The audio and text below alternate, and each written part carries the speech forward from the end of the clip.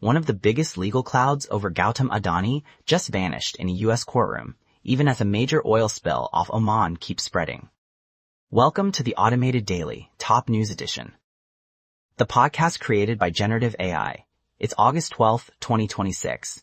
I'm Trent Teller, and today we're tracking disaster updates in Colombia, China, and Canada, fresh security pressure from Ukraine to the Red Sea, and a few legal and political developments with wider consequences. This episode is brought to you by Lindy. Lindy is your ultimate AI assistant that proactively manages your inbox, meetings, and calendar so you can focus on what actually matters. Find the link in the episode notes. We begin with disaster updates. In a new development from Western Colombia, the earthquake death toll has climbed past 100 as rescue crews continue searching for survivors and officials assess the damage. That rising toll makes this one of the deadliest recent disasters in the region, and the next question is how deep the infrastructure damage goes.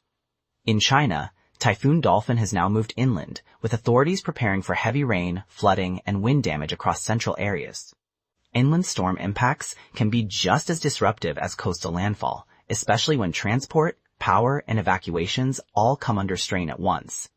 In Canada, the wildfire story we have been following in British Columbia's wine country took a grim turn. Police say an 80-year-old woman has died in the Bald Range fire, the first confirmed fatality linked to the blaze. Officials also say the fire nearly doubled in size over the weekend, which helps explain why evacuations have expanded and why the situation remains so volatile. Separately, in Indonesia, a ferry caught fire, killing one person and forcing 172 others to evacuate. The rapid response appears to have prevented a much worse toll, but it is another reminder of how quickly transport accidents can become mass casualty events.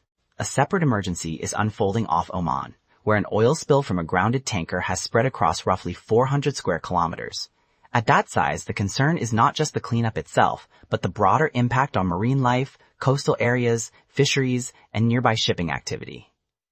Spills like this can turn into long-running environmental and economic problems, particularly in busy waters where containment is difficult.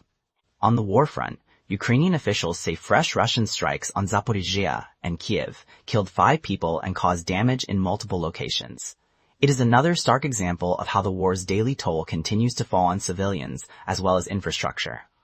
In the Red Sea region, fresh Houthi ballistic missile activity targeted Yemen's port city on the coast, adding to pressure on one of the world's key maritime routes. And in northern Iraq, 4 unidentified drones crashed near Erbil, with officials still trying to determine where they came from and what they were meant to do. Together, those incidents underline how unstable regional airspace and trade corridors remain. There is also a new setback around the Strait of Hormuz.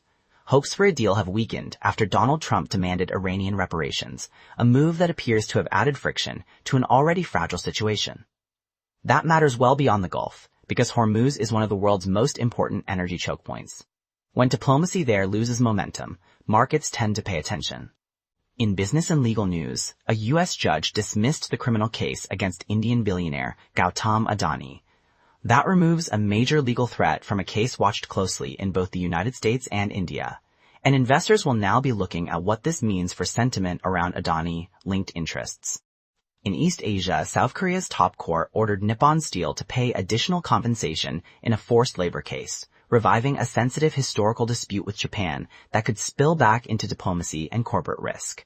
And in New Zealand, Prime Minister Christopher Luxon survived a leadership challenge, but the political contest has tightened, a sign that questions about his authority and the direction of the governing bloc are still very much alive. Thanks to our sponsor, Prezi. Prezi helps you create stunning AI-powered presentations in minutes. Find the link in the episode notes. That's your top news update for August 12th, 2026. Thanks for listening to the Automated Daily, Top News Edition. I'm Trent Teller, and we'll be back with the next round of headlines.